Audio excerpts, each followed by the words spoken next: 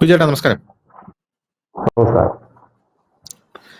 കഴിഞ്ഞ ദിവസം നമ്മൾ ചർച്ചയിൽ പറഞ്ഞതാണ്, അതായത് മൂന്നാം ലോക മഹായുദ്ധം ഉടനും എന്നുള്ളൊരു ചർച്ചയിൽ നമ്മൾ പറഞ്ഞതാണ്. യഥാർത്ഥത്തിൽ യൂറോപ്പ് ഇപ്പോൾ വലിയൊരു പ്രതിസന്ധിയെ നേരിടുകയാണ്. പോളണ്ട്, ജർമ്മനി അടക്കമുള്ള രാജ്യങ്ങൾ റഷ്യയുടെ ആക്രമണത്തിന് ഏത് നിമിഷവും തയ്യാറായി നിൽക്കുകയാണ് പ്രതിരോധിക്കാനായി എന്നുള്ള വാർത്തകൾ നമ്മൾ പറഞ്ഞതാണ്, നമ്മുടെ വിലയിരുത്തൽ നമ്മൾ പറഞ്ഞതാണ്. അപ്പൊ അതിന്റെ താഴെ ഒരുപാട് പേര് വന്ന് കമന്റ് ഒക്കെ ചെയ്യുന്നത് കണ്ടു. യൂറോപ്പിൽ ആക്രമണം, ഈ വാർത്തയൊക്കെ ഇവർക്ക് എവിടെ നിന്നാണ് കിട്ടുന്നത്? ഇവർ എന്തടിസ്ഥാനത്തിലാണ് ഇത് പറയുന്നത്? ഈ ഇത്തരത്തിലുള്ള വ്യാജ വാർത്തകളൊന്നും പരത്തില്ല എന്നാണ് പറഞ്ഞത്. പക്ഷെ നമ്മൾ ഒരുപാട് വർഷങ്ങൾക്ക് ശേഷം, ചിലപ്പോൾ വർഷങ്ങളെടുത്തേക്കും, ഈ യുദ്ധം എന്ന് പറയുന്ന പ്രോസസ്സ് അങ്ങനെയാണല്ലോ, നമ്മൾ എടുപിടിയുന്ന കാര്യങ്ങളൊന്നും നടക്കത്തില്ല. ഒരുപാട് നാളുകൾ എടുത്ത് യുദ്ധത്തിനുള്ള പ്രിപ്പറേഷൻസ് ഒക്കെ നടത്തി ആൾക്കാരെയൊക്കെ റിക്രൂട്ട് ചെയ്ത് അങ്ങനെ പതുക്കെയാണ് സംഭവങ്ങളൊക്കെ ഉണ്ടാകുന്നത്. പക്ഷേ കഴിഞ്ഞ ദിവസം വന്ന ഒരു റിപ്പോർട്ട്, അത് എന്താണെന്ന് അറിയില്ല, നമ്മളത് വർഷങ്ങൾക്ക് ശേഷമുള്ള കാര്യമാണ് പറഞ്ഞെങ്കിലും കഴിഞ്ഞ ദിവസം ജർമ്മനിയും ഫ്രാൻസും റഷ്യക്ക് ഒരു വലിയ താക്കീത് കൊടുത്തിരിക്കുകയാണ്. ഞങ്ങൾ യുദ്ധത്തിന് തയ്യാറാണ് എന്ന രീതിയിൽ താക്കീത് കൊടുത്തിരിക്കുകയാണ്. ഈ Germany preparing for a war എന്നൊരു ചോദ്യമുണ്ട്. ജർമ്മനി യുദ്ധത്തിന് തയ്യാറാണോ? ഇപ്പൊ ജർമ്മനിയിൽ താമസിക്കുന്ന ആൾക്കാർക്ക് പോലും ചിലപ്പോൾ അത് അറിയത്തില്ലായിരിക്കും നമ്മുടെ രാജ്യം യുദ്ധത്തിന് തയ്യാറാവുകയാണോ എന്നുള്ളത്. പക്ഷേ നമ്മൾ ജർമ്മനിയിലെ സിറ്റുവേഷൻസ്, എക്കണോമിക്കൽ ആയിട്ടുള്ളതായാലും പൊളിറ്റിക്കൽ ആയിട്ടുള്ള സിറ്റുവേഷൻസ് എല്ലാം എടുത്ത് പരിശോധിച്ചു കഴിഞ്ഞാൽ ജർമ്മനി ഒരു യുദ്ധത്തിലേക്ക് പോകുന്നു എന്ന് തന്നെയാണ് നമുക്ക് മനസ്സിലാക്കാനായിട്ട് സാധിക്കുന്നത്. കാരണം ജർമ്മനിയിലെ യങ് ജനറേഷൻ ഇപ്പോൾ മിലിറ്ററി ട്രെയിനിങ് കൊടുക്കാനായിട്ട് കർശനമായിട്ടുള്ള നിർദ്ദേശം ജർമ്മനിയിൽ വന്നിട്ടുണ്ട്. പിന്നെ ഫോക്സ് വാഗൺ എന്ന് പറഞ്ഞൊരു കമ്പനിയുണ്ട് ജർമ്മനിയിൽ, എല്ലാവർക്കും അറിയായിരിക്കും, കാർ കമ്പനിയാണ്. അപ്പൊ ആ കമ്പനി അവിടെ ഇറക്കി, ആ നഷ്ടം കാരണം അത് പൂട്ടിപ്പോയി. പിന്നെ ജർമ്മനിയിൽ 2 മാസം കഴിഞ്ഞ് ഇലക്ഷൻ വന്നതിന് ശേഷം റെയ്മെറ്റൽ എന്ന് പറയുന്ന ജർമ്മനിയുടെ തന്നെ ഒരു പ്രതിരോധ കമ്പനി ഈ ഫോക്സ് വാഗൺ എന്ന് പറയുന്ന കമ്പനി ഏറ്റെടുത്തു കഴിഞ്ഞ ശേഷം യുക്രൈന് വേണ്ടിയിട്ടുള്ള ടാങ്കുകൾ അവിടെ നിർമ്മിച്ചുകൊണ്ടിരിക്കുകയാണ്. ഇതെല്ലാം വളരെ സ്പീഡിൽ കാര്യങ്ങൾ ഇങ്ങനെ നടന്നു പോവുകയാണ്. വളരെ സ്പീഡിൽ ഈ കാര്യങ്ങൾ നടന്നു പോവാണ്. പോരാത്തതിന് വെപ്പൺ ഫണ്ടിങ് ജർമ്മനി വളരെയധികം കൂട്ടിയിട്ടുണ്ട്. ഗവൺമെന്റ് വളരെ സ്പീഡിൽ കാര്യങ്ങളൊക്കെ നീക്കിക്കൊണ്ടിരിക്കുകയാണെന്നുള്ളതാണ് വേറൊരു പ്രധാനപ്പെട്ട ഒരു കാര്യം എന്ന് പറയുന്നത്. പോരാത്തതിന് യൂറോപ്പ് നമ്മൾ നോക്കുകയാണെങ്കിൽ, യൂറോപ്പിൽ ഇപ്പോ ഇടയ്ക്കിടയ്ക്ക് സൈബർ അറ്റാക്ക്, വലിയ രീതിയിലുള്ള പ്രതിസന്ധികളൊക്കെ വരുന്നുണ്ട്. ഈ ഇടയ്ക്ക് നമ്മൾ തന്നെ കൊടുത്ത വാർത്തയാണ്, യൂറോപ്പിലെ ജനങ്ങൾ അവർക്ക് ഒരു മോക്ക് ഡ്രിൽ എന്ന വണ്ണം 72 മണിക്കൂർ ഒരു യുദ്ധം വന്നു കഴിഞ്ഞാൽ നിങ്ങൾ എങ്ങനെയായിരിക്കും അതിനെ പ്രതിരോധിക്കുക, കൃത്യമായിട്ടുള്ള ബ്രെഡുകൾ, ടോർച്ച്, ബാറ്ററി, പിന്നെ ഫസ്റ്റ് എയ്ഡുകൾ എല്ലാം എടുത്തുകൊണ്ട് ഒരു ബങ്കറിൽ ഇരിക്കേണ്ട ഒരു അത്തരത്തിലുള്ള ഒരു സാഹചര്യത്തിനെ നേരിടാനായിട്ട് നിങ്ങൾ പ്രിപ്പയർ ആയിരിക്കണമെന്ന് യൂറോപ്യൻ യൂണിയന്റെ തലവൻ യൂറോപ്പിന് നിർദ്ദേശം കൊടുത്തു കഴിഞ്ഞു. അപ്പൊ നമ്മൾ ഇതൊക്കെ സൂക്ഷ്മമായിട്ട് നിരീക്ഷിക്കുന്നതുകൊണ്ട് നമുക്ക് മനസ്സിലാകും. അപ്പൊ ഇതൊക്കെ കേൾക്കുമ്പോൾ ഈ ദേശാഭിമാനി മാത്രം വായിക്കുന്ന ആൾക്കാർ വന്നിട്ട് അതിന്റെ താഴെ ഇങ്ങനെ ഒരു വാർത്ത ഞങ്ങൾ കണ്ടില്ലല്ലോ, ഇങ്ങനെയാണെന്നൊക്കെ പറയും. പക്ഷെ കഴിഞ്ഞ ദിവസം നമ്മൾ ചർച്ച ചെയ്തത് ഫ്യൂച്ചറിസ്റ്റിക് ആയിട്ടുള്ള കാര്യമാണ്. പക്ഷെ അത് ചർച്ച ചെയ്ത അടുത്ത ദിവസം തന്നെ ജർമ്മനിയും ഫ്രാൻസും റഷ്യക്ക് വലിയ രീതിയിലുള്ള ഒരു താക്കീതുമായിട്ട് രംഗത്തെത്തിയിരിക്കുകയാണ്. എന്ത് തോന്നുന്നു ഈ കാര്യത്തിൽ? ഈ റഷ്യ പോളണ്ടിനെ അറ്റാക്ക് ചെയ്യും എന്ന് തന്നെയാണ് ഇപ്പോഴും യൂറോപ്പ് വിചാരിക്കുന്നത്. അതുകൊണ്ടാണ് നമ്മുടെ പ്രധാനമന്ത്രി ആദ്യം പോളണ്ടിലോട്ട് പോയത്. അദ്ദേഹം യുക്രൈനും റഷ്യയും തമ്മിലുള്ള യുദ്ധം നടക്കുകയാണ്, അത് ഒത്തുതീർപ്പാക്കാനെന്ന് പറഞ്ഞ് അങ്ങോട്ടേക്ക് പോയിട്ട് അദ്ദേഹം പോളണ്ടിൽ പോയി. പോളണ്ടിൽ നിന്ന് അദ്ദേഹം, എനിക്ക് തോന്നുന്നു, ട്രെയിൻ വഴിയാണ് യുക്രൈനിലോട്ട് വന്നത്. അപ്പൊ ഇവിടെയുള്ള സുഡാപ്പികളും ഇവിടെയുള്ള കമ്മിക്കുട്ടന്മാരും പ്രധാനമന്ത്രിയൊക്കെ കളിയാക്കിയിട്ട് പറഞ്ഞു, അയ്യേ, റഷ്യയും യുക്രൈനും തമ്മിലുള്ള യുദ്ധം ഒഴിവാക്കാൻ ഇങ്ങേര് പോളണ്ടിലാണോ പോകുന്നത്? എന്തൊരു മണ്ടനാന്നൊക്കെയാണ് ചോദിച്ചത്. യഥാർത്ഥത്തിൽ പോളണ്ടാണ് ഈ നാറ്റോയുടെ ഗേറ്റ് വേ എന്ന് പറയുന്നത്. ഈ നാറ്റോയുടെ ഗേറ്റ് വേ പോളണ്ട് ആയതുകൊണ്ട് നമുക്ക് എല്ലാവർക്കും അറിയാം, ഇത് ഇന്റർനാഷണൽ വാർത്തകൾ പരിശോധിക്കുന്ന എല്ലാവർക്കും അറിയാം, റഷ്യ അറ്റാക്ക് ചെയ്യാൻ പോകുന്നത് പോളണ്ടിനെ തന്നെ ആയിരിക്കും അടുത്തതായിട്ട്.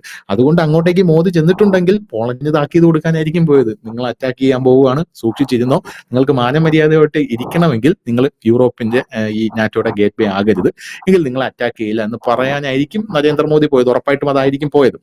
അതിനുശേഷം മോദി യുക്രൈനിൽ വന്നു, കാര്യങ്ങളൊക്കെ കഴിഞ്ഞ് തിരിച്ചും വന്നു. അപ്പോ പോളണ്ടിനെ റഷ്യ അറ്റാക്ക് ചെയ്ത് കഴിഞ്ഞാൽ ജർമ്മനിക്കും ഫ്രാൻസിനും നോക്കിയിരിക്കാൻ പറ്റില്ല. ഇവരായിരിക്കും ആദ്യം പോളണ്ടിന് വേണ്ടി ഇറങ്ങുന്ന രാജ്യം, കാരണം നാറ്റോയിൽ വരുന്ന രാജ്യങ്ങളായതുകൊണ്ട്. അപ്പൊ ഇവരിപ്പോ ഒരു താക്കീത് റഷ്യക്ക് കൊടുത്തിരിക്കുകയാണ്. റഷ്യ ആണെങ്കിൽ യുദ്ധം നിർത്താനുള്ള യാതൊരുവിധ ഒരു സിംറ്റംസ് പോലും കാണിക്കുന്നില്ല എന്നുള്ളതാണ്. ട്രംപ് വന്നിട്ട് എന്തൊക്കെയോ പറയുന്നു, അപ്പോ ട്രംപിനെ പുതിൻ പച്ചക്ക് തള്ളക്കി വിളിക്കുന്നു, അങ്ങനെ തന്നെ പറയണം. അപ്പൊ ട്രംപ് അപ്പുറത്ത് പോയിട്ട് പറയുന്നു, അയാൾക്ക് ഭ്രാന്താണ്, ഇയാളെന്തോ ഈ പറയുന്നത്, അയാൾക്ക് ഭ്രാന്താണെന്ന് ട്രംപ് പറഞ്ഞിട്ട് ട്രംപ് അങ്ങോട്ട് മാറിയിരിക്കുന്ന ഒരു സാഹചര്യം, ഞാനൊന്നിലും ഇല്ല ഇടപെടാനെന്ന് പറഞ്ഞ് മാറിയിരിക്കുന്ന ഒരു സാഹചര്യം. മൊത്തത്തിലുള്ള ഒരു കടിഞ്ഞാണ് അമേരിക്കയുടെ കയ്യിൽ നിന്ന് പോയി കഴിഞ്ഞിരിക്കുന്നു. ഈ നാറ്റോയെ തന്നെ ഇപ്പൊ അമേരിക്ക കൂടുതലായിട്ടും വെറുപ്പിച്ച് നിർത്തിയിരിക്കുകയാണ്. കാരണം ഈ റഷ്യ യുക്രൈൻ യുദ്ധം നിർത്താനായിട്ട് ഈ ട്രംപ് ഒരു രൂപരേഖ കൊണ്ടുവന്നു. ആ രൂപരേഖ മാർഗരേഖ. ആ മാർഗരേഖയ്ക്കകത്ത് പറയുന്നത് ഞങ്ങൾ യുദ്ധം നിർത്തിത്തരാം, പക്ഷേ യുദ്ധത്തിന്റെ ഇതുവരെ നഷ്ടപ്പെട്ട ചെലവുകളൊന്നും അമേരിക്ക അത് തരത്തില്ല. അത് പോളണ്ട്, ജർമ്മനി, ഫ്രാൻസ് എന്നിങ്ങനെയുള്ള രാജ്യങ്ങൾ ചേർന്ന് നിങ്ങൾ അങ്ങ് വീട്ടിക്കോ എന്നാണ് പറഞ്ഞത്. അപ്പൊ യഥാർത്ഥത്തിൽ നാറ്റോ സഖ്യത്തിന് വലിയ ഒരു ഭയം വന്നു. കാരണം ഇയാൾ എന്തൊക്കെയായി പറയുന്നത്? പിന്നെ എന്തിനാ സഖ്യം കൊണ്ടുവന്നത്? ഇനി ഇയാള് നമ്മളെല്ലാം കൂടെ ഒറ്റയ്ക്ക് ചെയ്യാനാണെങ്കിൽ നമുക്ക് ചെയ്തുകൂടെ എന്നുള്ള രീതിയിലോട്ട് കാര്യങ്ങൾ പോയി. അപ്പൊ മൊത്തത്തിൽ കൈവിട്ട് നിൽക്കുന്ന ഒരു അവസ്ഥയാണ്. ഇത് എവിടെ ചെന്ന് അവസാനിക്കും ഇത്? ലോകത്ത് ഇപ്പോൾ ഒരു യുദ്ധത്തിനുള്ള സമയമല്ല. രണ്ട് കാര്യങ്ങളുണ്ട്. ഒന്ന്, യൂറോപ്യൻ രാജ്യങ്ങളായാലും അത് കോവിഡിന് ശേഷം എല്ലാ രാജ്യങ്ങളും, ഇന്ത്യയെ പോലുള്ള ചില രാജ്യങ്ങൾ മാത്രമല്ല കോവിഡിന് ശേഷം സാമ്പത്തിക രംഗത്തെ അതിജീവിച്ചു. ഇപ്പൊ നമ്മളിപ്പോ 4 ട്രില്യൺ നമ്മൾ GDP-യുമായിട്ട് നമ്മളിപ്പോ 4ാം സ്ഥാനത്തേക്ക് എത്തിയ ഒരു രാജ്യമായി മാറി.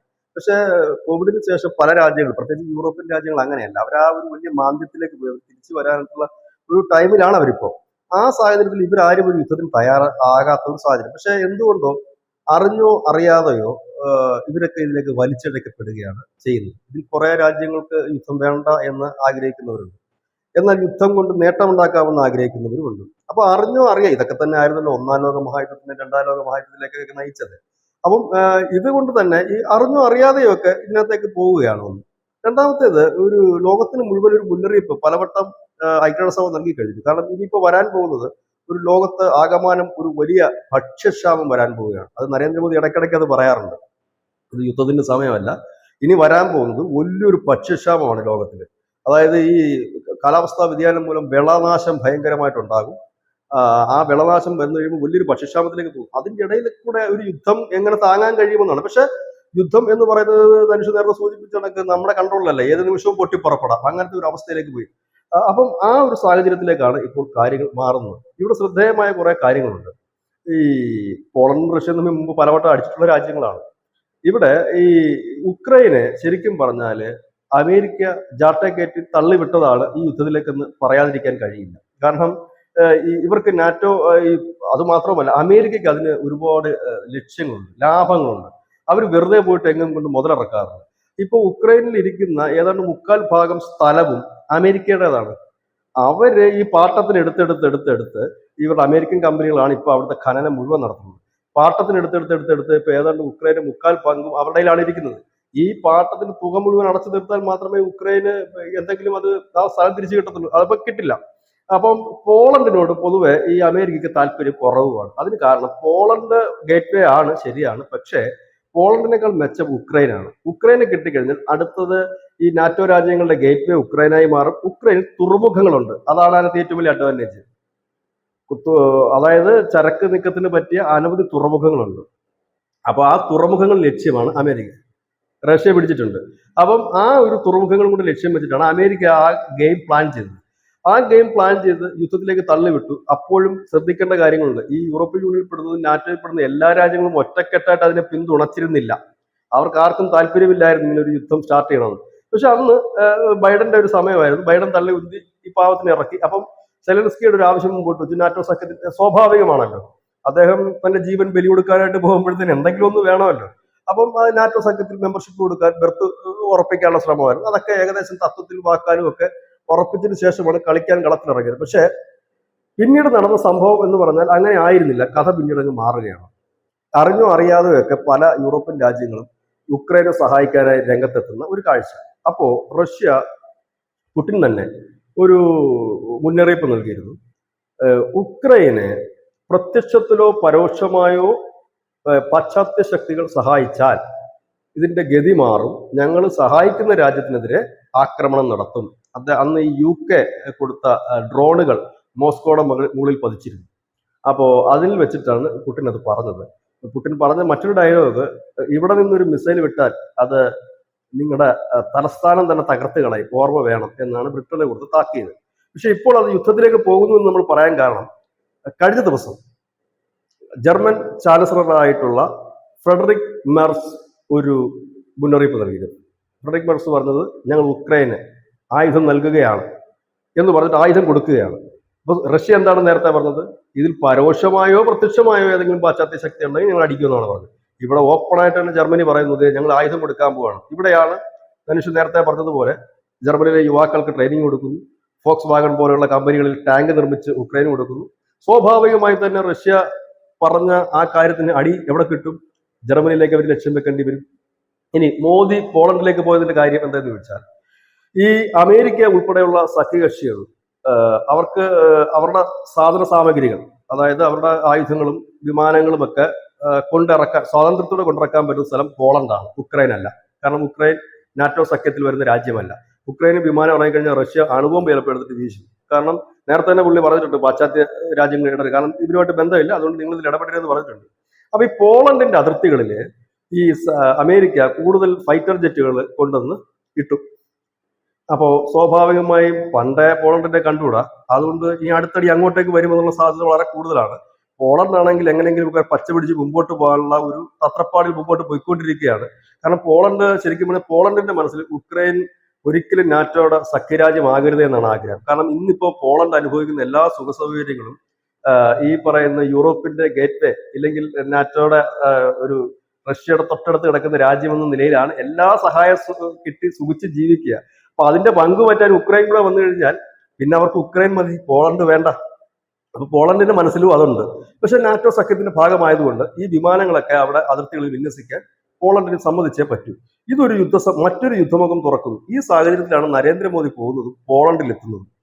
അദ്ദേഹം ഒരുപക്ഷെ പറഞ്ഞിട്ടുണ്ടാവുക, നമുക്കറിയില്ല, അദ്ദേഹം പറഞ്ഞിട്ടുണ്ടാവുക ഇതിന് വളം വെച്ച് കൊടുക്കരുത്, വളം വെച്ച് കൊടുത്ത പുട്ടിന്റെ സ്വഭാവം അറിയാനും ചിലപ്പോൾ കയറി താങ്ങിയിട്ട് പോകും, പിന്നെ നിങ്ങളും കൂടെ ഇതിനകത്ത് വലിച്ച് ഇടേണ്ടി വരും, അതുകൊണ്ട് കൂടുതൽ കുളവാകും സംഭവം, അത് വലിയ യുദ്ധത്തിലേക്ക് പോകും. നിങ്ങളാണെങ്കിൽ ഒരു ഗതിയും പരഗതിയും ഇല്ലാതെ ഇപ്പൊ പച്ച പിടിച്ച് വരുന്നതേ ഉള്ളൂ.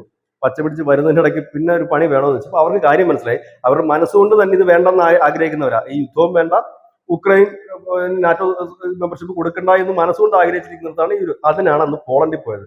അല്ല സെലൻസ്കി ഇപ്പൊ ട്രംപ് പറഞ്ഞാലും മോദി പറഞ്ഞാലും കേൾക്കുന്ന ഒരു വ്യക്തിത്വമല്ല സെലൻസ്കിയുടെ. കാരണം സെലൻസ്കിയുടെ പിന്നിൽ കളിക്കുന്നത് അമേരിക്കയല്ല, ഇപ്പോൾ മറ്റ് പല രാജ്യങ്ങൾ, യൂറോപ്യൻ രാജ്യങ്ങളാണ്. അത് പ്രത്യേകിച്ച് ഫ്രാൻസ്, ജർമ്മനി, UK തുടങ്ങിയ രാജ്യങ്ങളാണ്. ഇനി ഈ രാജ്യങ്ങളെ ശ്രദ്ധിച്ചത്, ഈ രാജ്യങ്ങളെല്ലാം തന്നെ ട്രംപുമായിട്ട് കട്ടക്കലിപ്പിലാണ്.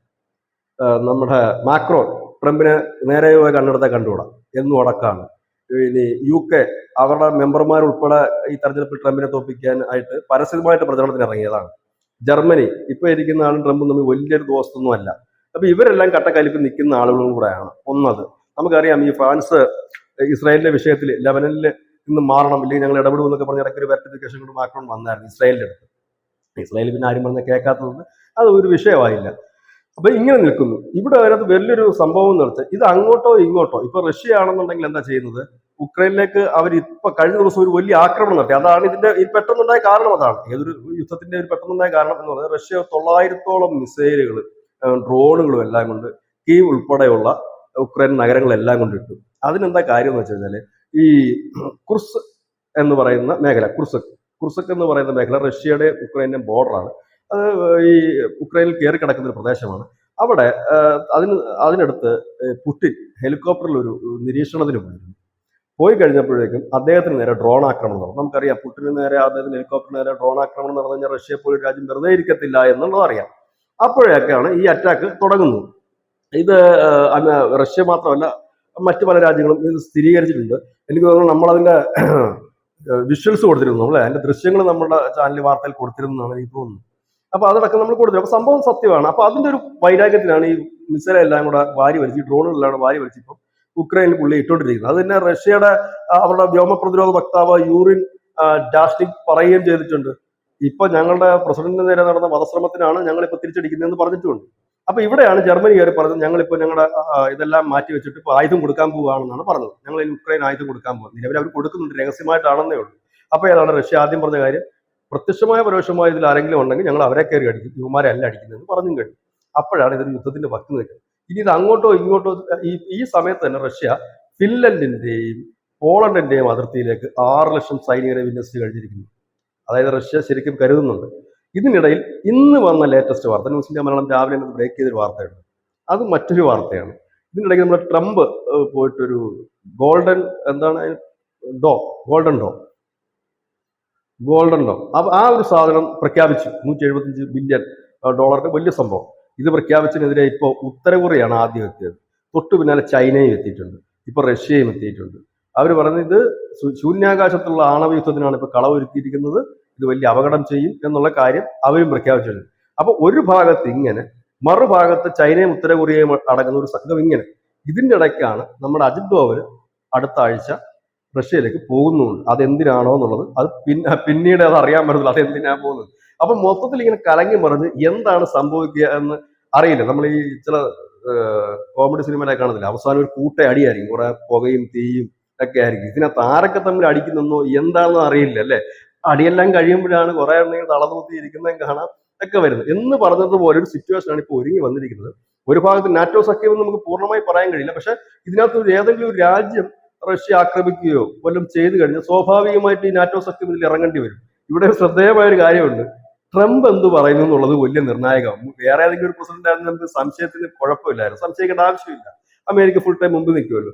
ട്രംപ് എന്ത് പറയും എന്നുള്ളതാണ് ഇവിടുത്തെ കളി. കാരണം നാറ്റോ എല്ലാം ഇറങ്ങിപ്പോകുമ്പോൾ ഇതിന് പുള്ളി പറയടേ ആരോട് വെച്ചിട്ട് ഇറങ്ങിപ്പോ ഞങ്ങളൊന്നും അതിലെന്ന് പറഞ്ഞ സംഭവം കളി മാറും. ഇത് അങ്ങനെയും കൂടെ ഒരു ഗെയിമുണ്ട്. അതാണ് പറയുന്നത്, മൊത്തത്തിലൊരു വല്ലാത്തൊരു സിറ്റുവേഷൻ കൂടെ ഇത് പോകുന്നത്. ട്രംപ് എന്ത് പറയും? ട്രംപ് ഇതിനെക്കുറിച്ച് ഇതുവരെ ഒന്നും മിണ്ടിയിട്ടുമില്ല. പിന്നെ പുട്ടിനാണെങ്കിൽ ഇപ്പൊ പറയുകയും ചെയ്ത് കഴിഞ്ഞിട്ടുണ്ട്, ഞങ്ങൾ അടിക്കും, യാതൊരു തർക്കമില്ല. കാരണം നിലവാസം പോയിരിക്കുന്ന ഒരു പാർട്ടിയാണ് പുള്ളിക്ക്. മുകളിൽ നോക്കാനില്ല, താഴോട്ട് നോക്കാനുമില്ല, മൊത്തം ആകപ്പാടെ വലിയ പ്രതിസന്ധി നിൽക്കുന്ന ഒരു രാജ്യമാണ്. ഇപ്പൊ അതിന്റെ ആ പിക്ചറിലേക്ക് നമ്മുടെ രാജ്യം വന്നിട്ടില്ല, ഇന്ത്യ വന്നിട്ടില്ല, ഇതുവരെ വന്നിട്ടില്ല. ഇപ്പൊ വേറൊരു ആംഗിളിൽ കൂടെ ചൈനയും ഉത്തര കൊറിയയും കൂടെ എൻട്രി ചെയ്തിട്ടുണ്ട്. ഒരു വല്ലാത്ത സാധനം തന്നെയാണ്. ഉത്തര കൊറിയ അറിയില്ല, ആ പ്രാന്തന്റെ കയ്യിൽ എന്തൊക്കെ ഇരിക്കും നമുക്കറിയില്ല. അപ്പം ഈ രണ്ട് ടീമും കൂടെ ഇപ്പൊ അവരും കൂടെ എൻട്രി ചെയ്തിരിക്കുന്നു ഈ പിക്ചറിലേക്ക്. നിലവിൽ ഇന്ത്യ ആ പിക്ചറിൽ ഇല്ല, നമ്മളിതിനകത്ത് ഭാഗമല്ല. പക്ഷെ നമ്മുടെ ഏറ്റവും അടുത്ത സുഹൃത്ത് റഷ്യയാണ്. സ്വാഭാവികമായി തന്നെ നമ്മൾ റഷ്യക്കൊപ്പമായിരിക്കും. പക്ഷെ ഇന്ത്യയുടെ നിലപാട് ഒരുപക്ഷെ റഷ്യക്ക് ടെക്നിക്കൽ സപ്പോർട്ട് കൊടുക്കും, എണ്ണ വാങ്ങി പൈസ കൊടുക്കും, ആയുധങ്ങളും എത്തിച്ചു കൊടുക്കും. അത് എത്തിക്കാതിരിക്കാൻ കഴിയില്ല, കാരണം നമ്മൾ റഷ്യയുടെ പല ആയുധങ്ങളും നമ്മളുടെ അത് നമ്മൾ ചെയ്തു കൊടുക്കുകയും ചെയ്യും. ഇപ്പുറത്ത് പറയുന്നത് നരേന്ദ്രമോദി പറയും, യുദ്ധത്തിന്റെ സമയമല്ല, സമാധാനമാണ് വേണ്ടത്, നിങ്ങൾ അങ്ങനെ പോകരുത്, ഈ പാവപ്പെട്ട രാജ്യങ്ങൾ അങ്ങനെ പോകരുതെന്ന് പറയും. ഇപ്പുറത്ത് ഇതും ചെയ്യും. അതായത് നമ്മുടെ റഷ്യയുടെ ഭാഗം തന്നെ ആയിരിക്കും. കാരണം നമ്മൾ അമേരിക്കയുടെ ഭാഗം നിൽക്കാൻ സാധ്യതയില്ല. കാരണം ഞാൻ പറഞ്ഞില്ല, അഫ്ഗാനിസ്ഥാനിൽ ഈ കളി തന്നെയാണ് പണ്ട്, മോദി അല്ലായിരുന്നു അന്ന് ഇന്ത്യ കളിച്ചുകൊണ്ടിരുന്നത്. റഷ്യയുടെ അധിനിവേശത്തെ നമ്മൾ സ്വാഗതം ചെയ്തു, ഒപ്പം തന്നെ അവിടുത്തെ ഭരണാധികാരികളെ നമ്മൾ സഹായിക്കുകയും ചെയ്തു. ഇത് തന്നെയാണല്ലോ നമ്മൾ ഇസ്രായേലിലും ചെയ്യുന്നത്. നിങ്ങളെ കയറി അടിച്ചോ? കയറി അടിക്കടാ അവന്. അപ്പൊ അവന് സ്വാതന്ത്ര്യം വേണമല്ലോ. അവൻ സ്വതന്ത്ര രാജ്യമായി പാലസ്തീൻ അംഗീകരിക്കണം. അതിനാണ് ഞങ്ങളുടെ നിലപാട്, അതാണ് പണ്ട്, ഇപ്പോഴും അതാണ് നിലപാട്. പക്ഷെ ഇസ്രായേലിൽ കയറി അടിച്ചു കഴിഞ്ഞാൽ ഇസ്രായേലുകാർക്ക് തിരിച്ചടിക്കാനുള്ള അവകാശമുണ്ട്. ഇതല്ലേ നമ്മൾ അവിടെ എടുത്ത സ്റ്റാൻഡ്. ഇപ്പൊ ഈ യുദ്ധം ഉണ്ടായി കഴിഞ്ഞാൽ ഇവിടെ നമ്മൾ സ്റ്റാൻഡ് ഇതായിരിക്കും. റഷ്യയുടെ മാക്സിമം എണ്ണ വാങ്ങി അവർക്ക് പൈസ കൊടുക്കും, ആയുധങ്ങൾ കൊടുക്കും, എല്ലാ സഹായവും ഇന്ത്യ കൊടുക്കും. കാരണം ഇന്ത്യ മാത്രമാണ് ഇപ്പോൾ റഷ്യയുടെ കൂടെ നിൽക്കുന്ന, കട്ട സപ്പോർട്ട് നിൽക്കുന്ന ശക്തമായ ഒരു രാജ്യം. പിന്നെ ചൈന പുട്ടിന് വലിയ വിശ്വാസമില്ല. കാരണം ചൈനയിൽ നിന്ന് മുമ്പ് പുള്ളി ആയുധങ്ങളും അതിന്റെ സാധനങ്ങളും വാങ്ങുമായിരുന്നെങ്കിൽ ഇപ്പൊ ആയുധ വ്യാപാരം ചൈനയായിട്ട് ഫുൾ നിർത്തി വെച്ചിരിക്കുക. കാരണം ഇവിടുന്ന് അങ്ങോട്ട് പോകുന്നുണ്ട്. അത് ഈ S-400 കൊടുത്തപ്പോ ഈ ഒരു ഇഷ്യൂ ഉണ്ടായിരുന്നു. S-400 കൊടുത്തപ്പോൾ ഇത് ചൈന വാങ്ങിയിട്ടുണ്ട്. അപ്പൊ ഇങ്ങനെയുള്ള പ്രതിരോധ സംവിധാനങ്ങൾ തൊട്ട് അയൽപക്കത്തെ രാജ്യങ്ങൾ വാങ്ങുന്നതിന് വേറൊരു രാജ്യം അംഗീകരിക്കാറില്ല. പക്ഷെ ഇന്ത്യ അത് പറഞ്ഞത് പറ്റില്ല, അതിപ്പോ നിങ്ങൾ അവർക്ക് കൊടുത്തിട്ടുണ്ടല്ലോ ചൈനയ്ക്ക്, നിങ്ങൾ അയൽവാസികൾ തന്നെയാണ്, അപ്പൊ അവർക്ക് ഇത് കൊടുത്തു കഴിയുമ്പോഴത്തേനും അത് എങ്ങനെയാകും എന്ന് വെച്ചു. അപ്പൊ അതിന് എന്തോ അഡീഷണൽ ആയിട്ട് ഒരെണ്ണം കൊടുത്തു. അതാണ് നമ്മൾ പിന്നീട് കൊണ്ടുവന്ന് ഡെവലപ്പ് ചെയ്തിട്ട് S-400 2 വേർഷൻസിലേക്ക് നമ്മളത് മാറുന്നത്. അതുപോലെ തന്നെയാണ് ബ്രഹ്മോസിന്റെ 2 വേർഷൻ മുതലാണ് മാരകമായ പ്രകടനശേഷിയിലേക്ക് നമ്മൾ എത്തിക്കുന്നത്. ഇപ്പൊ 5 അങ്ങനെയൊക്കെ ആയെന്ന് തോന്നുന്നു. അപ്പൊ ഇതാണ്. അപ്പൊ S-500 പൂർണ്ണമായി ഇവിടെ തന്നെയാണ് നിർമ്മിക്കുന്നത്. അതിൽ നിന്ന് തന്നെ മറ്റവർക്ക് അത് കൊടുക്കുന്നത്. കാരണം അതിനകത്ത് എന്തോ കുറേ ഇഷ്യൂസുകൾ വന്നു അവരുടെ തമ്മിൽ. അപ്പൊ ഇങ്ങനെ നിൽക്കുന്ന ഒരു സാധ്യതയാണ് ഇവിടെ. മറ്റേ ആരോ പറഞ്ഞതുപോലെ, നോട്ടർഡാംസ് ആണോ ആരാണെന്ന് എനിക്ക് അറിയില്ല, പറഞ്ഞതുപോലെ അധികം വൈകാതെ ഇന്ത്യ ഒരു മേജർ പവറായി വരും. അത് ആയുധ വിപണിയിലായാലും ലോകത്തെ നമ്പർ 1 ശക്തിയിലായാലും ഒക്കെ. ഇപ്പോൾ തന്നെ ഇന്ത്യൻ രൂപ പല രാജ്യങ്ങളും അംഗീകരിച്ചു തുടങ്ങിയിട്ടുണ്ട്, ട്രേഡിംഗ് നടന്നു തുടങ്ങിയിരിക്കുന്നു. അങ്ങനെ ഒരു ഇന്റർനാഷണൽ വിനിമയ ഉപാധിയായി നമ്മുടെ പണവും ഒക്കെ മാറുകയാണ്. ഏതായാലും ഈ ഒരു വർഷം സംഭവ ബഹുലമാണ്, കലാപകലുഷിതമാണ്, യുദ്ധസമാനമാണ്. യുദ്ധമുണ്ടാകാം, ഏത് നിമിഷവും ഉണ്ടാകാം. ലോകത്തിന്റെ പല ഭാഗത്തും യുദ്ധങ്ങൾ നടന്നു വരുന്നുണ്ട് ഇപ്പോൾ. അതൊക്കെ ഏതൊക്കെ നിലയിലേക്ക് പോകും എന്നുള്ളത് നമുക്ക് അറിയില്ല. ഏതായാലും ഇന്ത്യയും ഈ പിക്ചറിൽ ഉണ്ടെന്ന് പറയാം. നേരിട്ടല്ലെങ്കിൽ പോലും നമ്മളും പാകിസ്ഥാനായിട്ട് അടിയാവുന്നോണ്ടിരിക്കുകയാണ് ഇപ്പോൾ. അങ്ങനെ അടി പല വഴിക്ക് നടക്കുന്നത്. നിലവിൽ ചൈന മാത്രമേ ഉള്ളൂ അടിക്കാതെ. പുള്ളിക്കാരൻ ഈ ഒരു ബഹളത്തിനിടയിൽ കൂടെ പുള്ളിയുടെ സാധനങ്ങൾ വിറ്റഴിക്കുന്ന ഒരു തിരക്കിലാണ്. ഡ്രോണുകളും ചീപ്പും കണ്ണാടിയൊക്കെ വിൽക്കുന്ന ഒരു തിരക്ക് ചൈന മാറി നിൽക്കും. അറിയാൻ പറ്റില്ല, ചൈനയും ഭാവിയിലേക്ക് വന്നേക്കാം. ഇതിനിടയ്ക്ക് ഉത്തര കൊറിയ ഉണ്ട്. റഷ്യയുമായിട്ട് അടുത്ത ബന്ധം കാത്തു സൂക്ഷിക്കുന്ന ഒരു രാജ്യമാണ് ഉത്തര കൊറിയ. അപ്പോ ഇനി അവരെന്തൊക്കെ പേക്കൂത്തരങ്ങൾ കാണിക്കും എന്നുള്ളത് കാത്തിരുന്ന് കാണേണ്ടി വരും. ഇതിനിടയ്ക്ക് വേറൊരു ടൈപ്പ് സഖ്യം നമ്മൾക്കുണ്ട്, ക്വാഡ് സഖ്യമാണ്. അമേരിക്കയും നമ്മളും ഓസ്ട്രേലിയയും ജപ്പാനും ചേർന്നൊരു സഖ്യം. ഇതിന്റെ കളി എന്താകുമെന്ന് അറിയില്ല. ഇത് ആകപ്പാട് കൺഫ്യൂഷൻ. ഞാൻ നേരത്തെ പറഞ്ഞതൊക്കെ ഒരു ഹ്യൂമർ സിനിമയുടെ ക്ലൈമാക്സ് രംഗം പോലെയുണ്ട്. മൊത്തത്തിലൊരു ജഗപുകയാണ്, ഒരു പൊടിപടലമാണ്, ഒരു പുകമറയാണ്. അടി തുടങ്ങി കുറച്ച് കഴിയുമ്പോൾ ആരൊക്കെ തമ്മിലായിരുന്നു അടിയെന്നോ, എന്തിനു വേണ്ടിയിട്ടായിരുന്നു അടിയെന്നോ, ആരൊക്കെ ജയിച്ചെന്നോ ആരൊക്കെ തോറ്റെന്നോ പിന്നീട് നമുക്ക് അറിയാൻ കഴിയും. പക്ഷെ ഒരു കാര്യമുണ്ട്, എപ്പോഴും യുദ്ധത്തിൽ ആരും ജയിക്കുന്നില്ല, തോക്കുന്നത് ജനം മാത്രമാണ്. അതുകൊണ്ട് കുട്ടികളും സ്ത്രീകളും ഒക്കെ കൊല്ലപ്പെടുന്നുണ്ട്. അപ്പൊ യുദ്ധം ജയിക്കുന്നില്ല. അതുകൊണ്ടാണ് നമ്മൾ പറയുന്നത്. താങ്ക് യു ബിജേട്ടാ. Thank you so much.